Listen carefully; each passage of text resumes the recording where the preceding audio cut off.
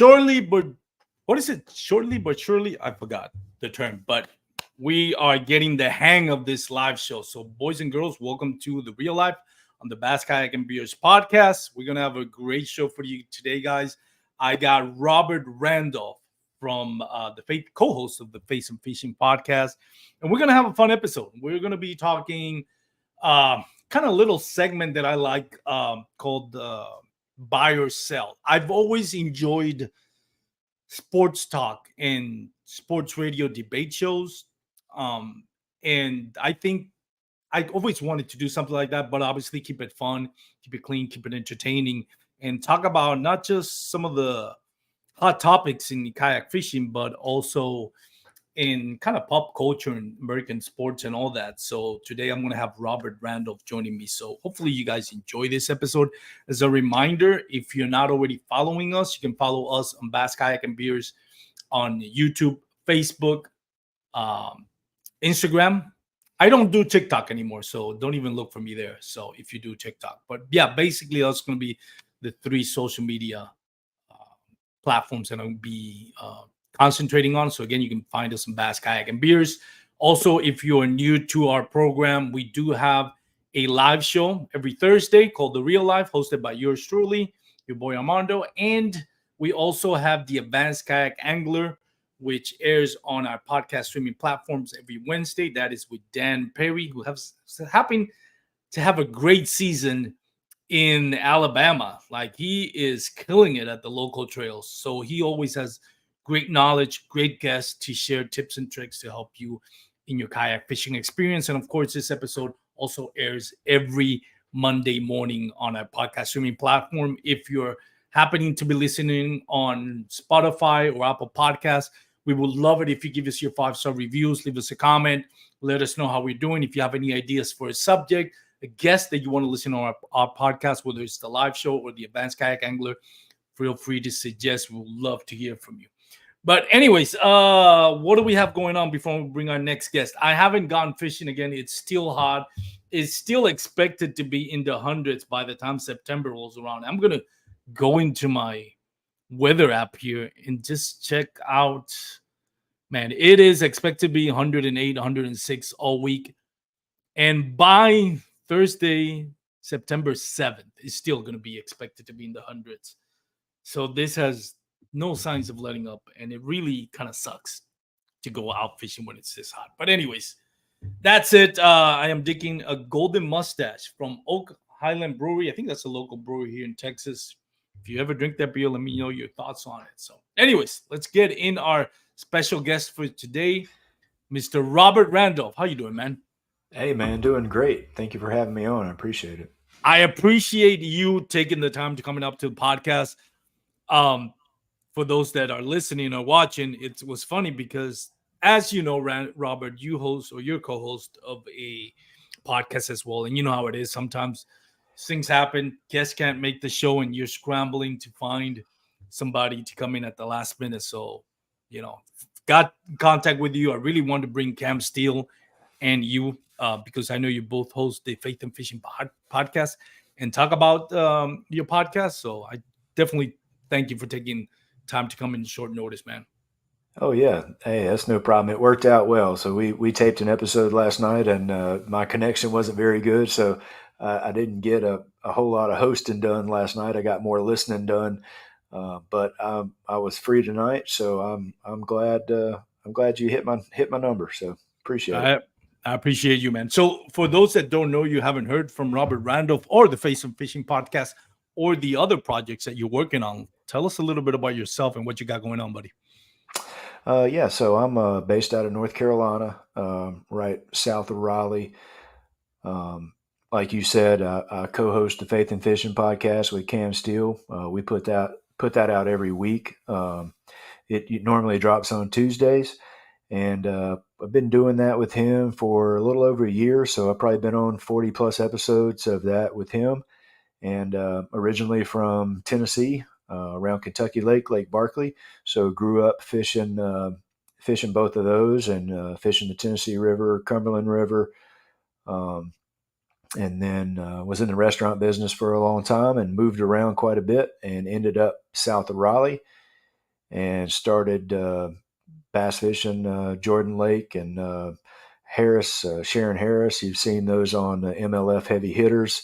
Those are 15 minutes from my house. So both of those lakes are great, and started fishing those out of a bass boat, and also enjoy doing a little hunting, a little duck hunting. So we were hunting ducks out of kayaks, and I got lazy one day and didn't want to hook the boat up and just decided to take my duck hunting kayak fishing.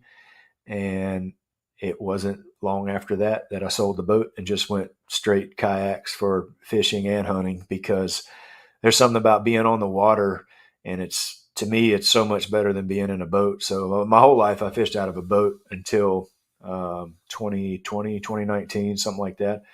And, like I said, just got lazy one day and threw that duck hunting kayak in there, and then just kind of been hooked on the kayak scene ever since. And where I live at Cam Steele's not far from me. We had fished some local events together and got to know each other. And actually, I reached out to him and told him, if he was ever in the area, to hit me up and we'd fish. And he was like, "Oh, well, where do you live at?" And I told him we're actually, only like 7 miles apart from where we live, and we didn't know that. So we fished in a couple of times together, and then he was looking for a co-host to show, kind of, breathe some fresh air into it last year. And we've had a ball this past year, having a ton of guests on, and we have a whole lot of fun with that, and talk about fishing, talk about people's faith, and just kind of how those two things mesh together. And got that project, rolling and kind of under my belt, and started a new project a couple months back called Kayak Fishing Spotlight. So I put out normally one episode a week of that, and what that show is about is it's I really make it for YouTube, and I'm kind of am trying to go toward being a sports center type deal for kayak fishing, and kind of show some highlights of the week.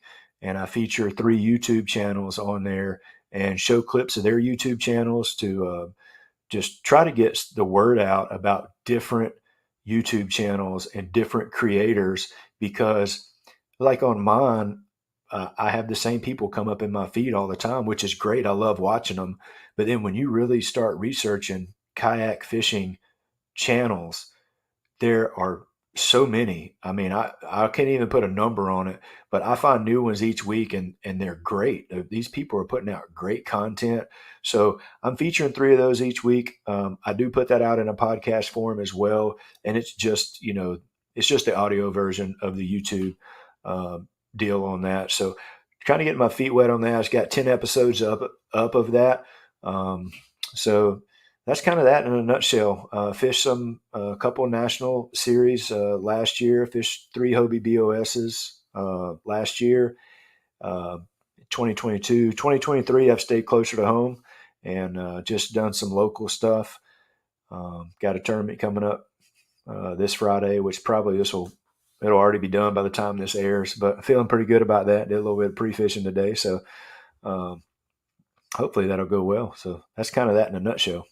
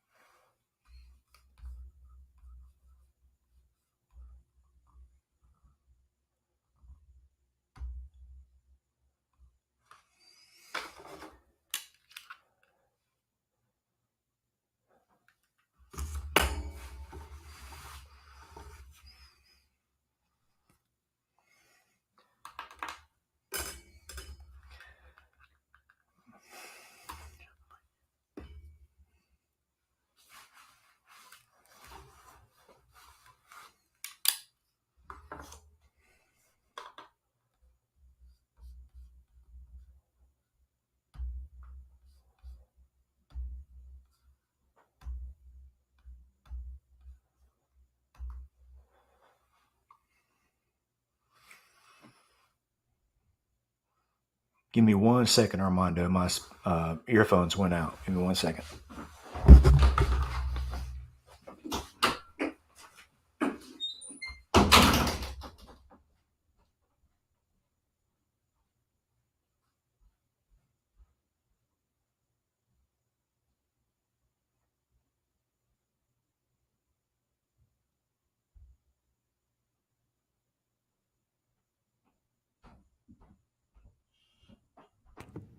Oh, you know what? It is not. Robert is probably looking. I may have to edit this out. It's my microphone that's off. So let me text Robert. So for those out there watching, I do appreciate it. And again, sorry for the technical difficulties. I had my mic muted and I didn't know, and Robert thinks it is his audio that's gone. So let me text Robert real quick. Robert, here he is. This is funny. Robert, you're gonna laugh at this. Can you hear me? This is gonna be so funny.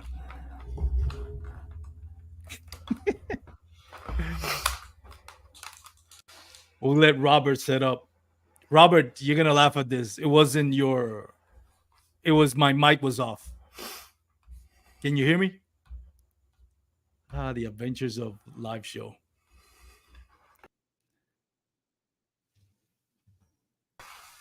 Can you hear me, Robert? Let me text him real quick.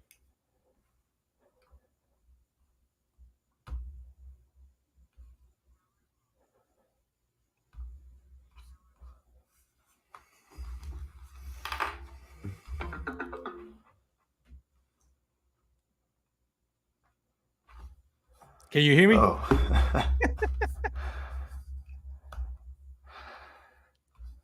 Can you hear me now? We're trying to figure it out, guys. Sorry about that. I see somebody in the comment sections. What's up, Armando? Watching at work. Thank you.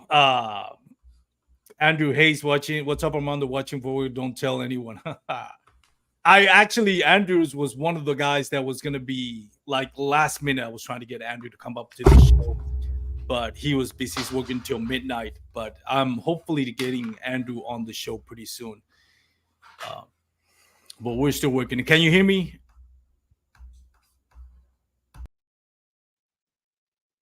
He's coming back.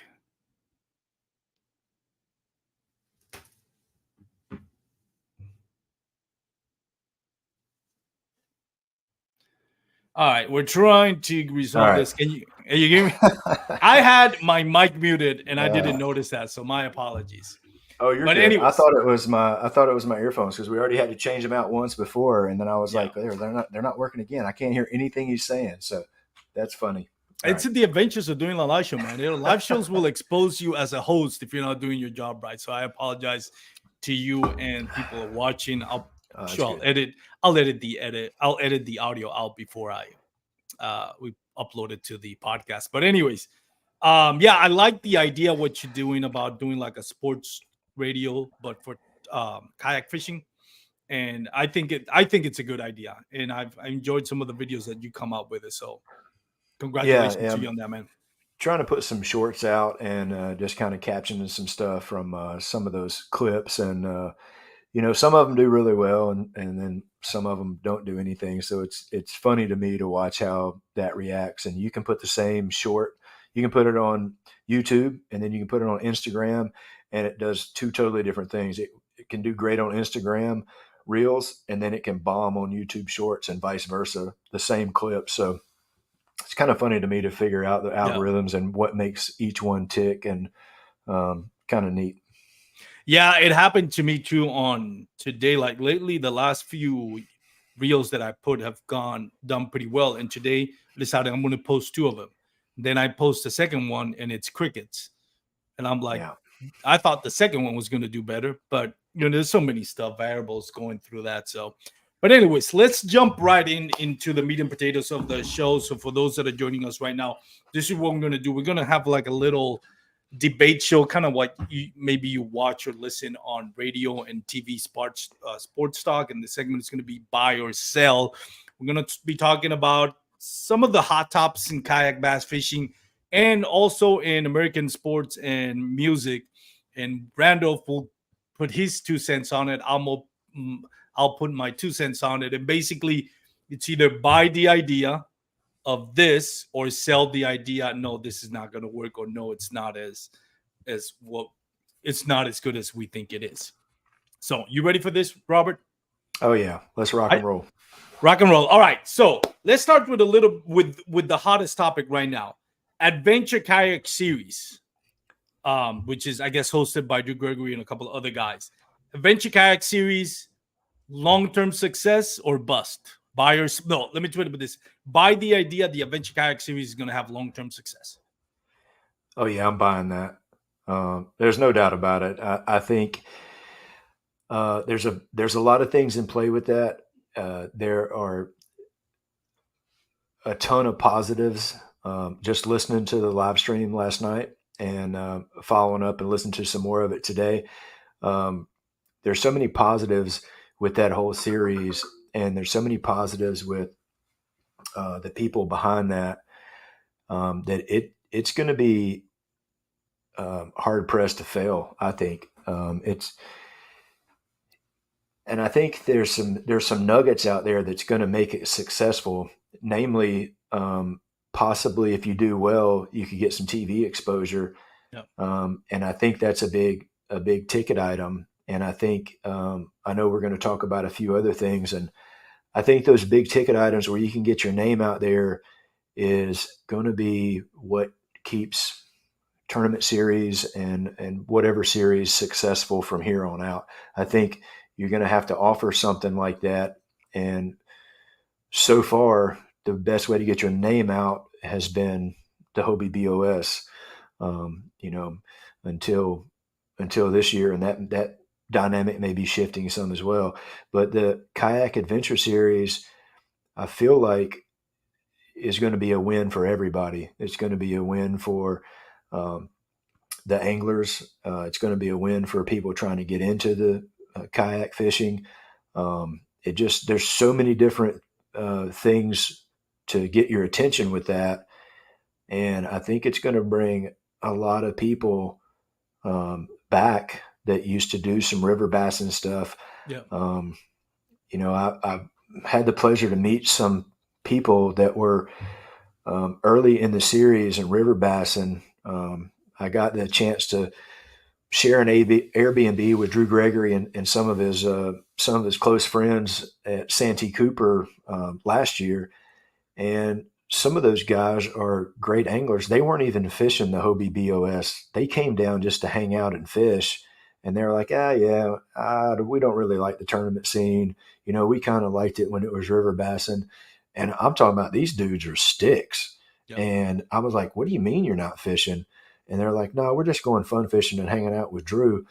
Um, but lo and behold, I'm looking at the comments last night, and one of them, was commenting on the whole kayak adventure. So I think you're going to see some people get back into it that, like the idea, and kind of the festival type atmosphere and the fun of it.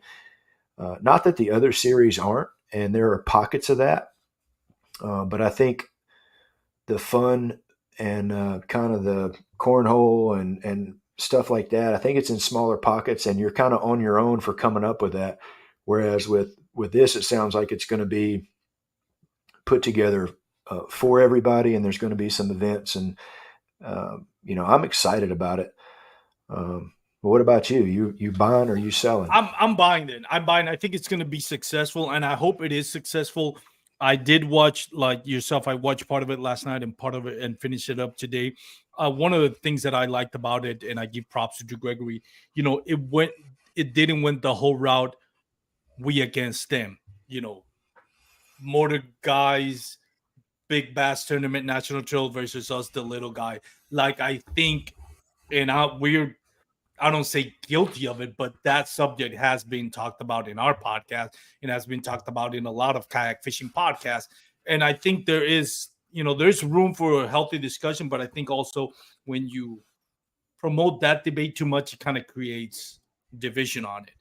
And I think we have to move past that. And what Drew Gregory is doing is putting his money where his mouth is, and I applaud him for that. He's not just complaining about the rule changes, which I'm not saying he's complaining, but he's has made his case of what he doesn't like about the rule changes. But in turn, now he has a product which it doesn't say, well, we're going to be just a creek fisherman or we're going to be the river fisherman. Like it's very wide open, you know. Some people are going to like that, some people don't. But like you mentioned, it is putting the fun back in kayak fishing tournaments. And not that I don't have fun on national trails. Like I love the Bassmaster Kayak Series. I love the Hobie BOS. But really, when it comes down to how much you're paying for an entry fee and how much money is on the line, the fun in it is competing. There is, to me, it all depends the crowd that you hang out with. The crowd that I usually room with is very business approach. It's like we're getting up early to go pre-fishing at before like at 4 a.m. We're gonna go fishing for until sundown. Then we're gonna go home. We're gonna rig and we're gonna go to bed as early as we can. And we're gonna. There's no room for like let's have a beer, let's hang out, let's play cornhole. It is very, very, very business approach. And what you mentioned, the Adventure Kayak series, from what I can tell, they're really putting like making a family atmosphere. Bring your wife, bring your kids, have fun. I like all of the ideas that they brought up. You and I were talking about this. What I find interesting is what's going to be the draw to this tournament. Because when you talk about a Hobie BOS and the Bassmaster Kayak Series, the draw is, people, anglers want to get sponsors, anglers competing for money, anglers competing for AOY. They're willing to put up the 7, 10, 8, 10-hour drives to make it to this place. What I thought was interesting is I think only one trail, and Robert, correct me if I'm wrong, only one trail is actually going to be in the southeast, which has always been traditionally bass fishing, heaven. Like that's where bass fishing started. That's where all the trails do better. It's the south and southeast states, and this is going to be a lot of Wisconsin, Michigan, Pennsylvania, and I think Georgia. So I'm curious to see. I've never traveled to those places for fishing or for kayak fishing. So I'm not in tune. I don't know what's the population of people out there that actually love going on creek fishing and fishing those tournaments. And is it, I'm sure they are, but is the population big enough to attract people, local anglers, to fish those tournaments? Because I don't think that many people are going to travel, especially when you consider like the payout we talked about. It's going to be spread a little bit thin. Like there's multiple ways you can win, like the smallest bass, the big bass. So there's, from what I see, the entry fees are a lot cheaper. Um, there's not going to be this huge payout. So the attraction is not going to be, hey, I'm going to win. I could win $10,000, where if I get in the money, I'm going to win $1,000. The attraction, I think it's going to be, I'm going to go over there and just have fun. Yes, I think you're exactly right. Is I think they're banking on the fun part of it, and Yep. I think there's so many different pieces to this series that um, it may end up being a slight. It's going to be hard to manage all of the pieces to it Yeah. as far as what I can see, but I do know that there's multiple people working on it. I do know that Drew Gregory is one of the smartest Yes.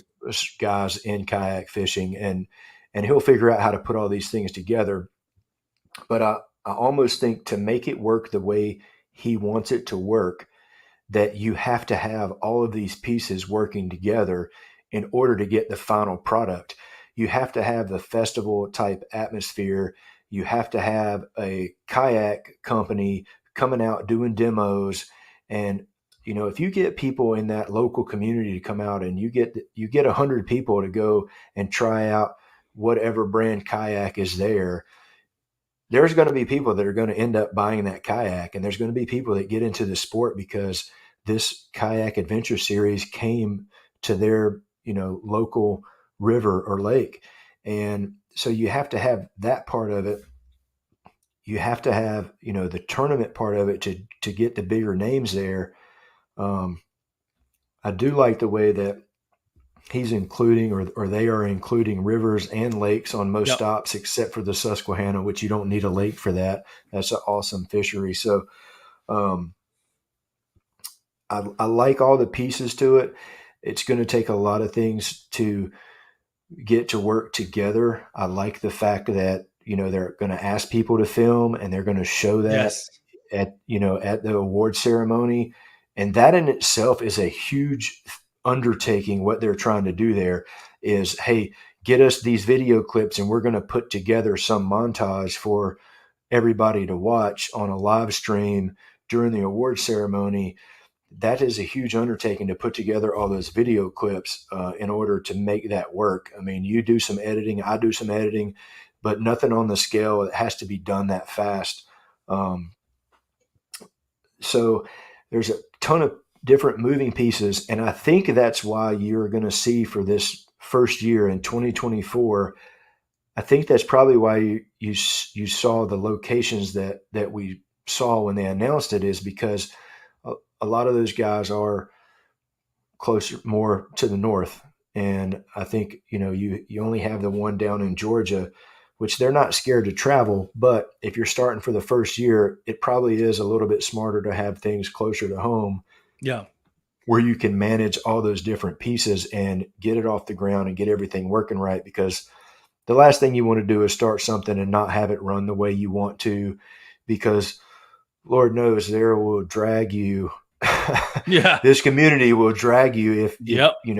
for the slightest mistake. And so I'm excited about it. I I agree. definitely am going to try to make the one in Georgia, and the next closest one to me will be the one that's in northern Pennsylvania. So I'm definitely hoping that those two line up where I can make those. Um, but I'm excited about it. Yeah. So we both buy the idea that this is going to be long term success. I'm excited. I really think if they keep that festival style mentality, I can see this going really big. Would it be as big as the Bassmaster Kayak Series? Probably not, but it doesn't need to be. There's no need to compare it. It can be its own thing and still have success. Success is depending on what they do and not what other people do. But yeah, I'm excited. But that is a good segue to my next buy or sell. Buy or sell Adventure Kayak Series in 2 years, it's going to be bigger than KBF. Oh yeah, that's a buy. There's no doubt about it. I mean, um, I think the biggest appeal to KBF. I think there's two appeals left to KBF. One is the 10 and the I 10 agree. house. So I think that is still a huge accomplishment for those 10 guys that get to, or girls, the 10 anglers that get to go to the 10 house. And the other thing that they have kind of a foothold on are the online side of the tournaments, which if you go watch any YouTube kayak beginner tournament video, the first or the second thing they're going to mention besides buying a kayak is you need to start out with the online tournament, and KBF has them in every state. Yeah. So that's the easiest ones to join. So I think the online tournament will keep that afloat some, and I think the 10 house will keep that afloat for a bit. But you've seen the numbers go down this year already, and the Kayak Adventure Series hasn't even started. And so, you know, there's only so many weekends in the year. And I don't think it's going to be a money issue. I think it's going to come down to a time versus how many anglers there are and how many stops that you can get to physically for some of these. Maybe there's 20 or so that are doing this, what I call full time. But how many of those 20 or 30 can get to all these four different trails? Somebody's going to have to suffer. And to me, it would be KBF first. Yeah.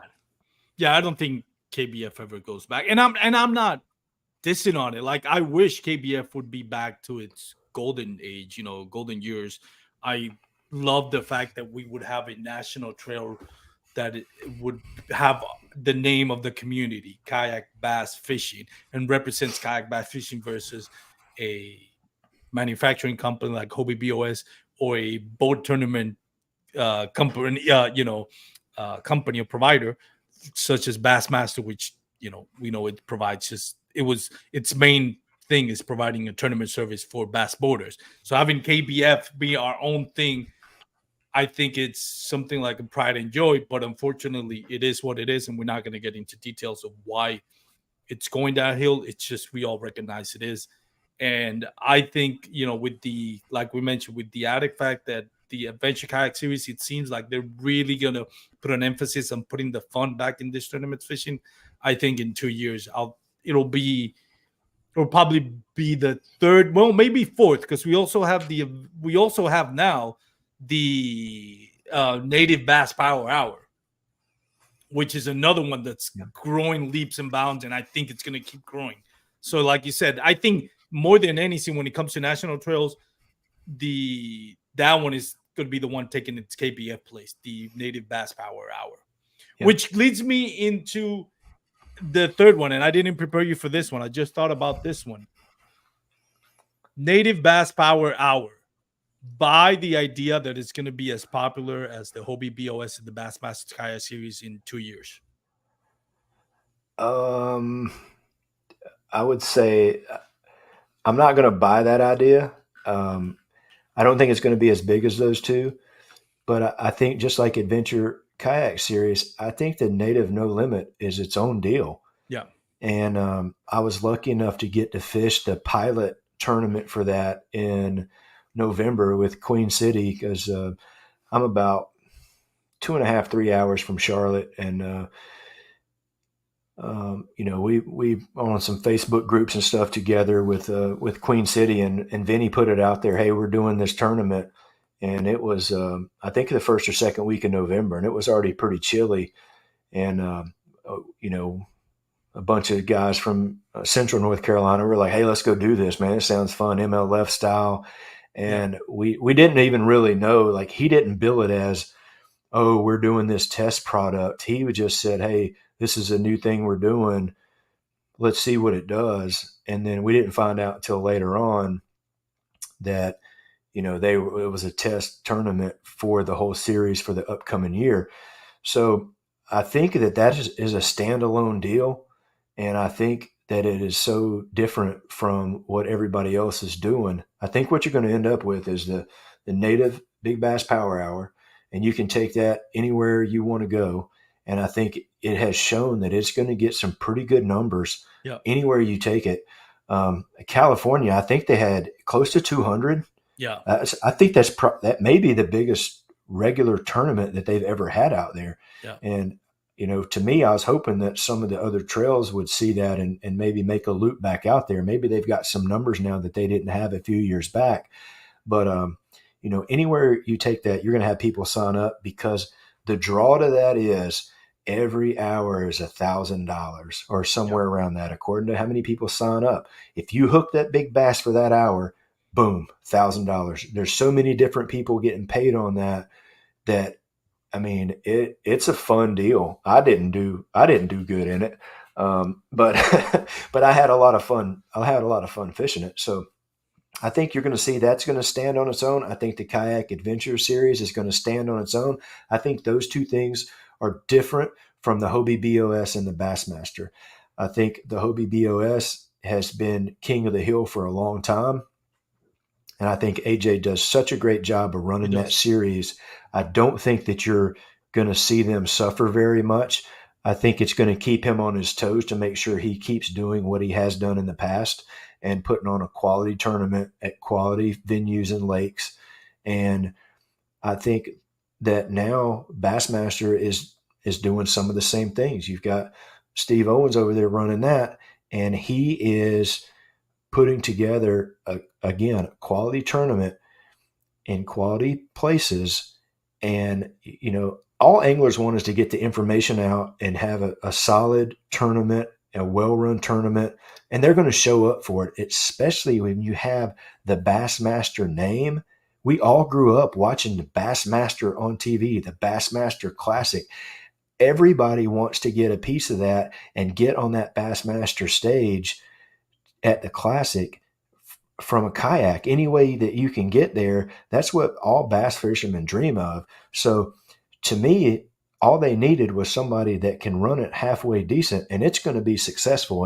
And Steve is doing more than running it halfway decent. More than halfway decent, yeah. He's doing a great job. I'm not saying that he's not, but I'm saying they have what everybody wants. They just needed to get that tournament series in the end zone, and I think Steve Owens has done that for him, and I think you're going to continue to see that grow. I think next year you're going to see those numbers grow even more, and you're going to start to see them having to put some caps on some things to control the numbers, I would say. Yeah. I buy the idea that the native bass power hour can be as popular as far as drawing the numbers, similar to Hobie BOS and Bassmaster Kayak Series. What I don't think you'll see is a lot of the quote unquote PKA, professional kayak anglers. They're Russ Snyders, Cody Miltons, Christine Fishers of the world, where they travel the whole country, fishing these tournaments. I don't think they'll have time for it, especially there's no AOY. There's not that media coverage that you get with Bassmaster Kayak Series and a little bit the Hobie BOS. So, but having said that, we talked about this in the pre-recording. That's like out of 150 anglers that signed up, maybe 20 in base case scenarios, 30 are going to be part of those anglers that travel the whole states fishing for tournaments. But what about the other 100 and 120? Those are either local anglers or regional anglers that are there not for AOY, but just a chance to compete at the championship or whether it's Bassmaster or the Hobie BOS. So there's a bigger community, like the broader community. I would say like 80% of the community is local and regional anglers that are not interested in AOY. That's where I think the native bass power hour those are the anglers that are going to go to these tournaments. And because there's a lot of money. And also when it gets to like 150, 3 kayaks are giving away. Yes. 3 kayaks. No trail does that. Not the Bassmaster Kayak Series, not the Hobie BOS. You give away 3 kayaks per tournament, as long as they put the numbers. So I buy the idea that they could be numbers wise, they can be as popular. Now you did mention Steve Owens. Buy or sell, Steve Owens is the main reason why Bassmaster Kayak Series is considered probably arguably the number 1 national trail right now. We think about this when you think about what it was last year. It was a joke. Last year that was a joke, and it was averaging like what 20-30 anglers, maybe a little bit more than 30, but last year it was more than that, but it was the lakes weren't as good, and I just here's what you want me to tell you what the difference is. I'm going to tell you what the difference is. So, well, let me, before you get in there, I know that we know the differences, but I want you to say it. But it also is who brought those differences. Like, is Steve Owens responsible for those differences? And you're not. You don't know. You don't know where I'm going to go with this. I think Steve Owens is the right guy for the job, and I think that, like I said before, and I was talking about the other trails, the native big bass. Bassmaster already has what everybody wants. They have the name. Everybody grew up watching that. So they needed somebody to come in there, and they needed somebody to run it the right way, which Steve Owens is doing. But I would tell you the biggest single thing that I think made the numbers jump. And, you can look at the society that we live in today, and it's like this with a lot of things.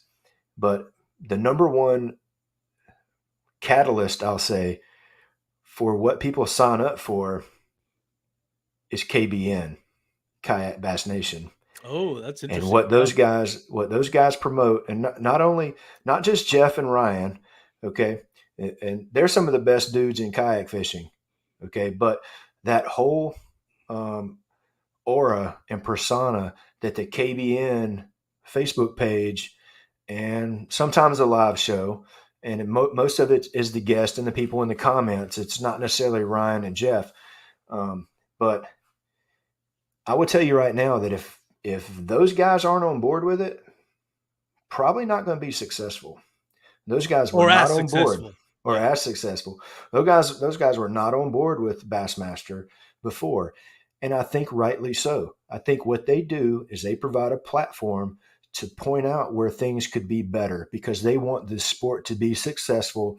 And then I think you have a lot of people jumping on that bandwagon, so to speak, and maybe, in the comments they do too much bashing sometimes, but like I said, it's not usually Jeff or Ryan. It's usually people in the Yeah, comments, but yeah. they're going to hold people accountable. If you're not doing what you're supposed to do, if you're not putting on a quality tournament, if you're not paying people on time, if you're not doing those things, it's going to get pointed out there. So I think Bassmaster was really smart in putting somebody that are in the good graces of KBN in charge of that, because automatically you've got, oh yeah, hey, Steve O's in charge. Hey, it's going to get fixed, and it did get fixed, but now you have He didn't make automatic. decisions. Yeah, it's Oh not like yeah. he jumped in and did the same thing John Stewart was doing. Oh no. He made he made things a lot better, and he did what he said he was going to do, and that's all people want.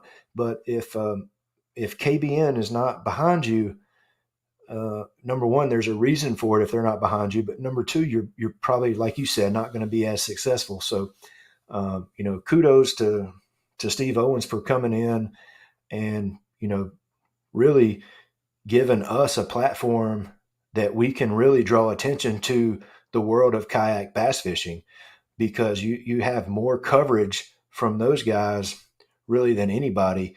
Because let's face it, there's some bass, and I'm not talking about professional bass anglers that are fishing the elites or MLF. Those guys are pretty in tune with some of these pro kayak anglers that we have.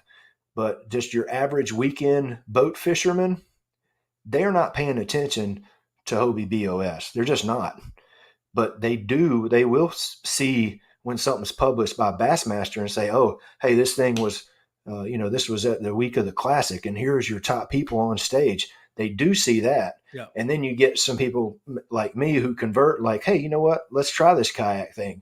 And once you try it, you're going to sell your boat.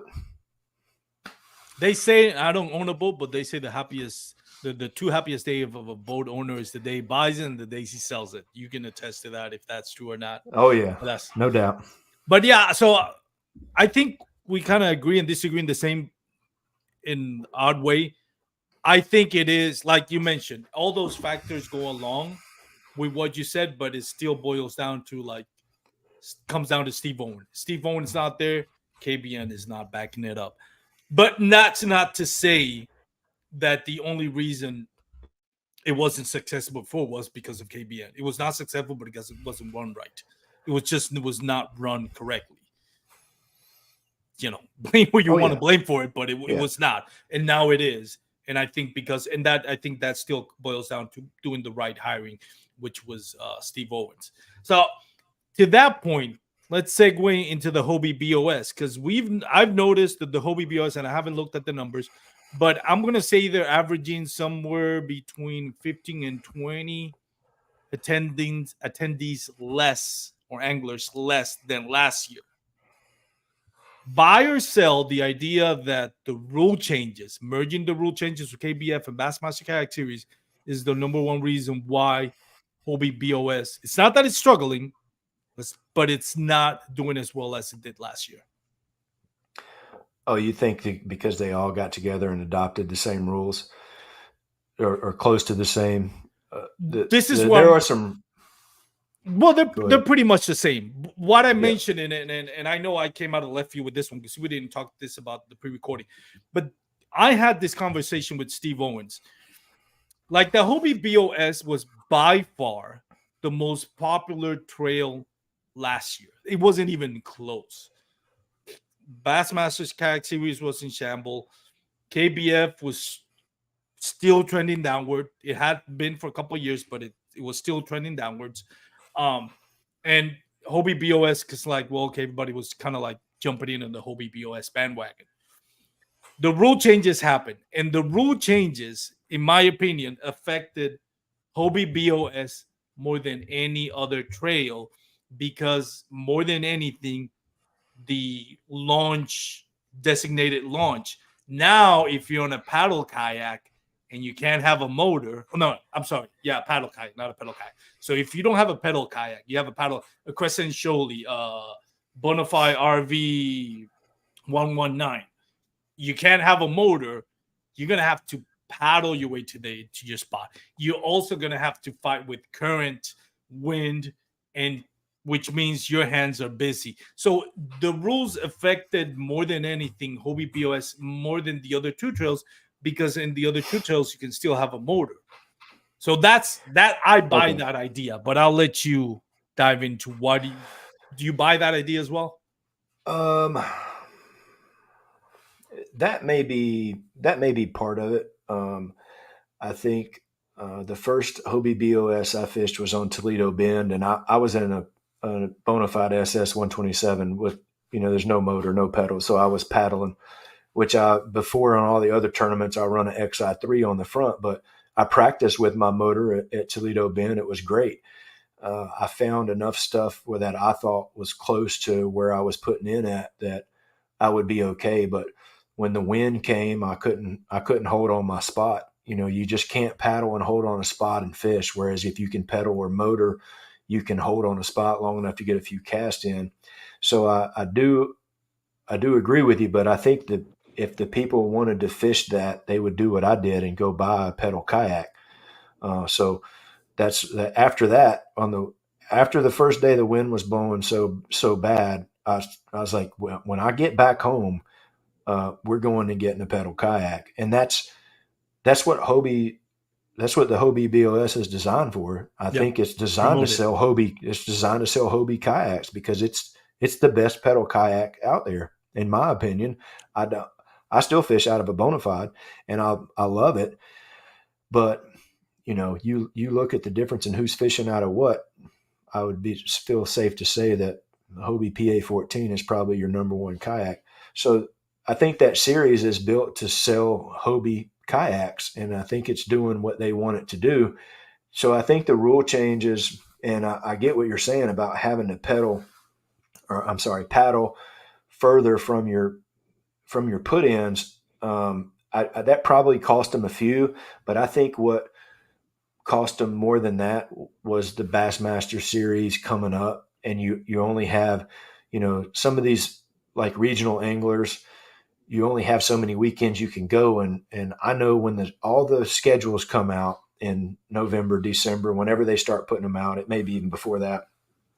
I put them all on the calendar, and I'll get out a map and I'll see what's closest to me. And honestly, it's what I think I can get to on what weekends, and where those lakes are is pretty much determines what I'm going to fish. It's not Bassmaster or KBF or Hobie or Native. You can throw the other ones in there. It's going to be what can I get to. Um, so I think that plays in more of it than the ramp situation. But I do think that cost them some. But I think more than not, the Bassmaster series doing better cost them some people, and I think too that people went back to work.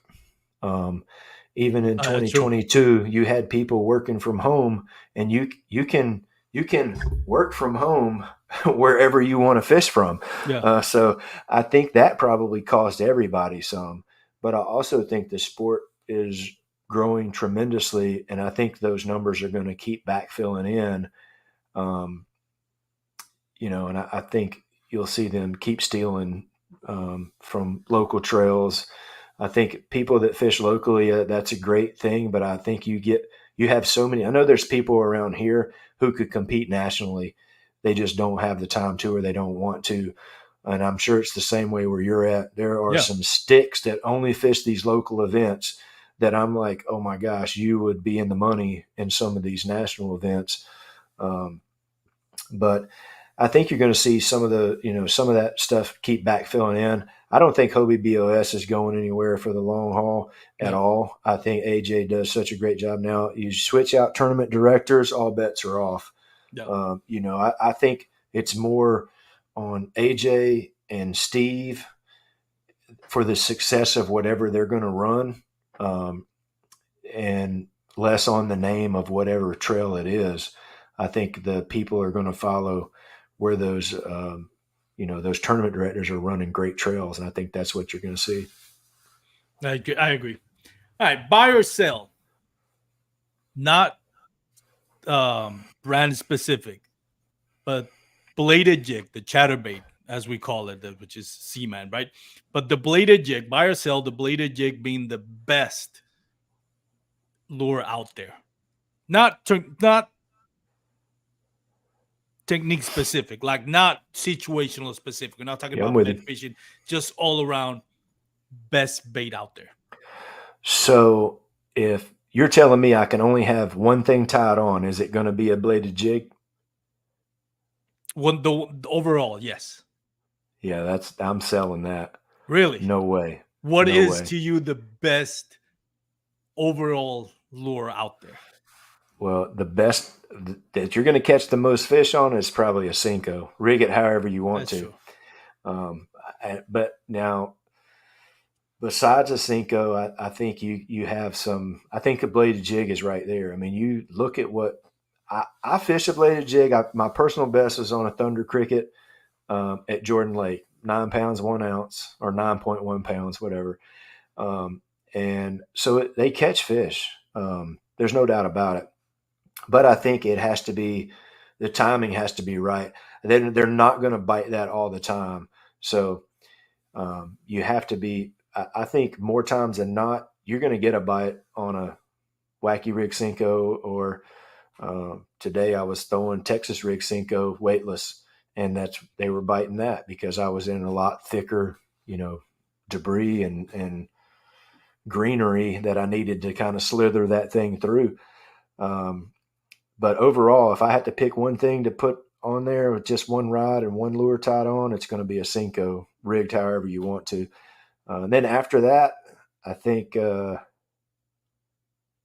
bladed jig probably is number two, but I got some other ones that are close right there with it.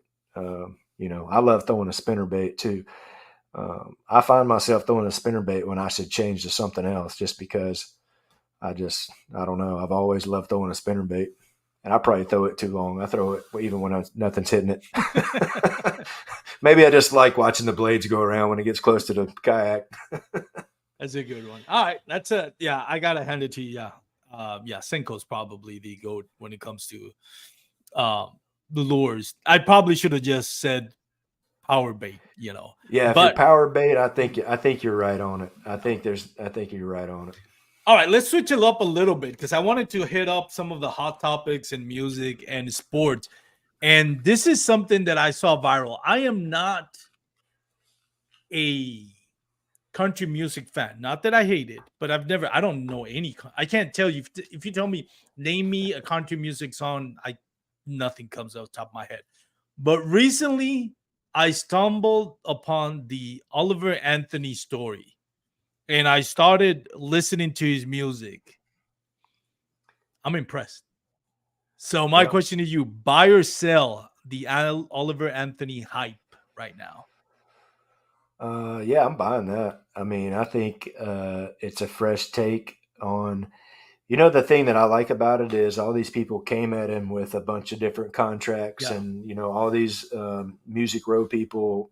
Every label wants to sign him, and he's turning down millions of dollars.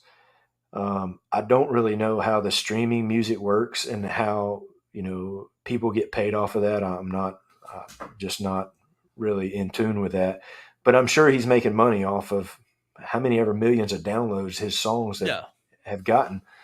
Um, so yeah, I'm buying that all day long. I hope he continues to write music, and I hope he stays true to kind of these first couple of songs. I think another one has just really caught traction in the last few days. I don't know the name of it. Nor Um, N- Richmond, north of Richmond. oh yeah, That's my no, favorite one. Yeah. yeah, that one, and then another one he just put out is gaining some traction too. But I don't remember the title of it. But I grew up 40 minutes outside of Nashville in Clarksville, Tennessee, when I was a kid, and then when I started working restaurants, I worked for a company that was based out of Nashville. So I lived in Nashville for quite a while, and the talent that is in that town Yeah. is unbelievable. And I'm not talking about the people that you know about. Um, I'm talking about people that used to wait tables for me, and we would go to karaoke on Friday and Saturday night, And man, these people are blowing the doors off of it, and they were waiting tables, washing dishes, whatever. The whole town is full of talent. Obviously, I know that's not where he's from, but just the amount of people, talented people that go to Nashville that get their hearts broken. It's just you got to be the right place, the right time, and you know, now with the way things are, social media, you can be anywhere can be the right place at the right time. But he definitely has struck a chord with everybody, not only with his vocal ability, but the lyrics of the songs that he's writing. And I think he put those two things together. Yeah, if he had some stock, I'd buy it, no doubt.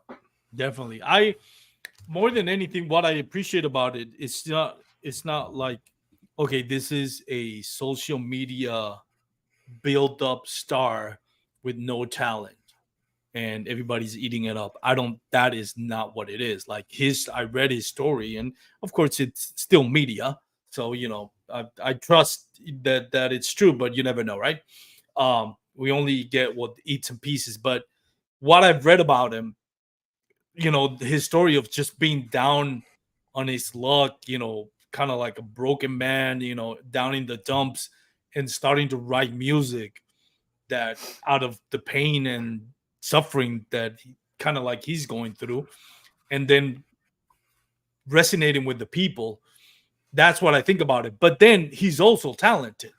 Like, this is not a non-talent person that just happened to fall on a trending subject. This is a very talented, in my opinion, musician that, through as organic as it comes, it's just risen to, our version of or stardom, even though he doesn't want it. So or at least not in the way that mainstream media wants him to embrace it. So I'm definitely buying that. Now, you just said you're for Nashville, so that kind of like segues to the last part, because we're running up to an hour of my buy or sell. Because if you are a Sucker fan, you really got your heart broken over the weekend, and so I have to ask you, buy or sell Lionel Messi hype in the U.S. sports? Yeah, I'm by that all day long. I think you know, I think soccer in the United States is 20, 30 years behind the rest of the world. I think it's a great game to watch. It's a great game to play. I think anybody that can draw more attention to that sport is going to be a buy for me because I like soccer. I played football, baseball growing up, and in high school, my after my sophomore year, my baseball coach was um, probably not the nicest of coaches, and I decided I didn't want to play for him anymore, and so I just wasn't going to play a spring sport. And my football coach came to me and said, "Hey, we need a goalkeeper." And I said, "Well, yeah, if it's just catching the ball, I don't. As long as I don't have to run up and down the field and chase the ball, I'm good. If I can stand in the goal and just block it, I'm your guy." So my junior and senior year, I started on the varsity soccer team as a goalkeeper, and man, it was a ton of fun. I wish I played it more growing up. And I think getting kids involved in any sport really, but I think I don't think people have an appreciation for soccer in the United States like other countries, and I think if we can bring more eyes to that, it's a good thing. So I'm buying that. Yeah, I think even if you are not a soccer fan, his presence, like Nashville, like that place was packed. Like, it does wonders for the local economy. Just, it's crazy how one person can affect the local economy, not just Miami because he plays for Inter Miami, but everywhere he goes. Like, over the weekend, he was in Nashville playing for the League's Cup tournament, which they won against Nashville, and then I think yesterday they played, I guess, Cincinnati, which is the number one team in the MLS this year, and he went into um, penalty shootout, and you can see the Cincinnati stadium was packed. Like, you would think it was an NFL game. So I really think like what he's doing with the sport and the local communities of all these smaller towns that don't have enough money you have maybe, well, Cincinnati does have a football and a basketball team. Well, I think an NFL team and has a baseball team. But like for example, Nashville doesn't have the capital to have a baseball team or a football NFL team. So, but they Yeah, do have enough cap. It's Nashville's got the Titans. Yeah, oh well, the that's where the Titans. That's Titans right. are. It Yeah, does have the Titans. So I do apologize. Forgot about the Titans. we But stole them from Houston. exactly from the Houston former Houston Oilers. But all these smaller towns that maybe don't have that capital, like they're, I mean, the presence of this guy, to me, it's a joy to see U.S. fans or the U.S.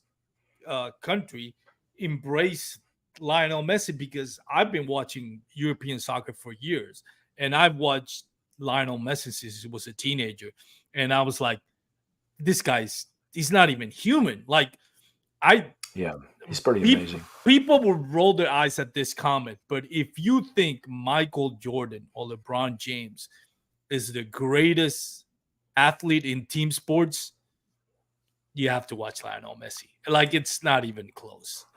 Like he's Yeah, just he's he's definitely better than LeBron. oh I'll yeah, just leave it at that. definitely. As far as popularity and dominating a sport, though, it is just Yeah, it's he's up amazing. there.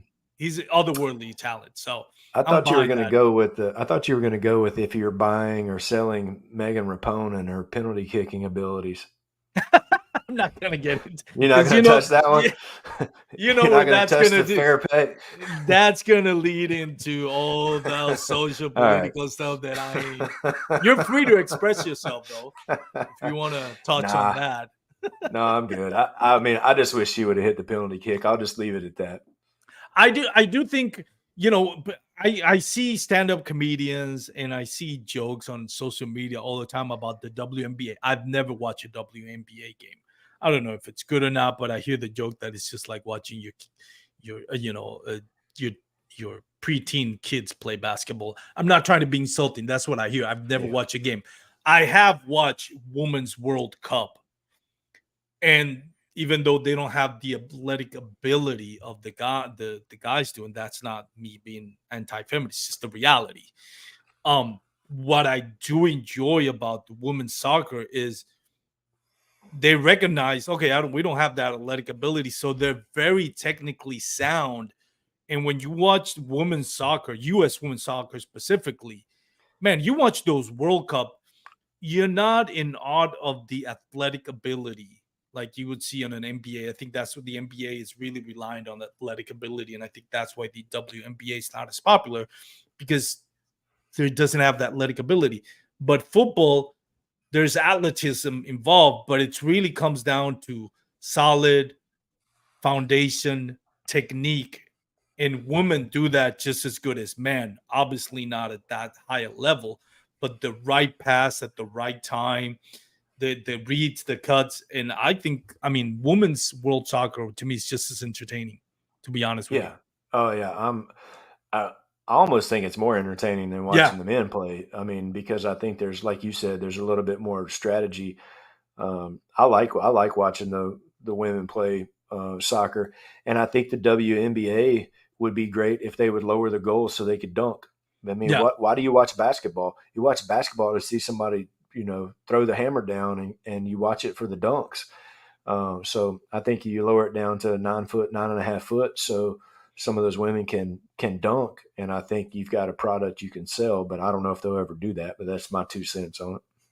yeah. No, like I said, it's basketball. It's showcasing your athletic ability, and it's, let's face it, it's not when you were used to watching LeBron James jump over two or three people. Remember Vince Carter when he on that national team where he jumped over I think it was a French team. The guy's 7 feet tall, just clearly over him and dunked over him. That was like, yeah, you're not gonna see that in WNBA. No disrespect, but that's why we watch NBA. It's just that athletic ability. It's not gonna be in the WNBA. But again, not trying to be anti-feminist. I'm just saying, being a little bit real here. So take it as you will. All right, Robert, thank you so much for taking your time. I wanted to give you a couple of minutes so, again, people can know what you've been up to in social media and where can people follow you. Yeah. So my YouTube channel is Outdoors to Go. That's where I put up some tournament videos, and also there's some hunting stuff on there, some hiking stuff, just anything that's outdoors. Um, and then Kayak Fishing Spotlight. That's also YouTube, and that's more of a recapping other people's YouTube channels and recent videos that have come out, and anything that's pertinent in the kayak fishing world. I try to do little snippet videos and keep everybody up to date on that. And the same thing on Instagram, Outdoors to Go and Kayak Fishing Spotlight. And that's it. Well, Robert, thank you again for taking the time to come in as short notice. I'm looking forward to having you and Cam come up, the Faith and Fishing duo come up Heck yeah. and talk a little bit about your podcast. Yeah, you guys, for those of you listening on podcasts, you guys go check that podcast out, Faith and Fishing Podcast. There's some super great guests on there, anywhere from Jimmy Houston, Andrew Hayes, Tackle Talk. I mean, there's a list of huge names that have been on the Faith and Fishing Podcast. So the guy from Bass Kayak and Beers has been there. Yeah, that Armando Twice. guy has been on there. Nah, I'm just playing. So, so you guys check that out. Armando, I appreciate you calling me up. Anytime you need somebody, you just let me know. All right. So for those out there watching or listening, we thank you for tuning in. Remember, if you're going to be on the water, wear your PFDs. If you're going to have a couple of beers while you're at it, just make sure drink responsibly. Make it back home to your loved ones, everybody. And stay hydrated. God, it's hot. Peace out, everyone.